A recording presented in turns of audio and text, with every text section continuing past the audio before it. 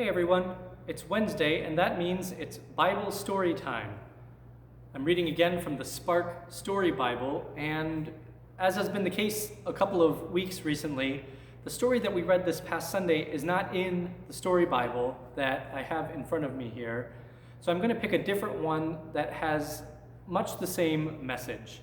This one is from earlier in Matthew's Gospel, and it's about another healing miracle that Jesus performs. This one is called the Centurion's Servant. So, again, from the Spark Story Bible, with permission of 1517 Media and Sparkhouse, this is the Centurion's Servant. Jesus went to visit the people in a town called Capernaum. When he arrived, a large crowd was waiting to see him. A soldier, called a centurion, hurried toward Jesus. The centurion was a powerful man in charge of many servants and soldiers who did whatever he said. He told Jesus, "My servant can't walk, Lord. I need your help. Please make him well." Jesus answered, "I will come and heal your servant."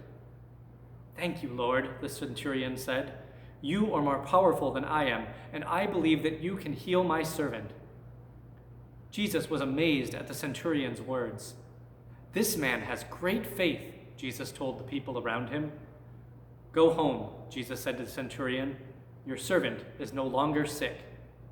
The centurion rushed home, where he found his servant healed. Centurions were soldiers in the Roman army. They were called centurions because they were in charge of groups of about 100 soldiers. Centurion is related to the word for century that we use for groups of 100 years. So what makes this remarkable is that Roman centurions were not Jewish. They didn't share the faith that Jesus had. And yet this centurion had heard enough about Jesus to recognize his power, his authority, and the fact that he cared about people and wanted them to be well. So the centurion went to Jesus and asked for healing for this servant that he loved. And Jesus responded to the man's faith by healing the centurion. The story we read in church this past Sunday was the story about another woman who wasn't part of Jesus' people, a woman from a different place who belonged to a different culture, but who also recognized Jesus' power and authority and asked Jesus to heal her daughter. And Jesus did because of the example of her faith.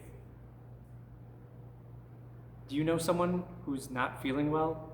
Do you know someone who's sick? I'd invite you this week to offer some extra prayers for them and know that I will be praying for all those folks who are sick or sad as well.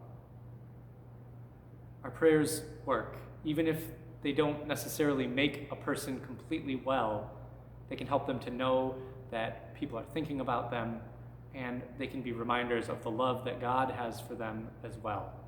So I'm going to challenge you to pray this week. I will be praying with you. Together, we can hopefully share a little bit of God's love and God's grace with those people that we know who are sick or sad.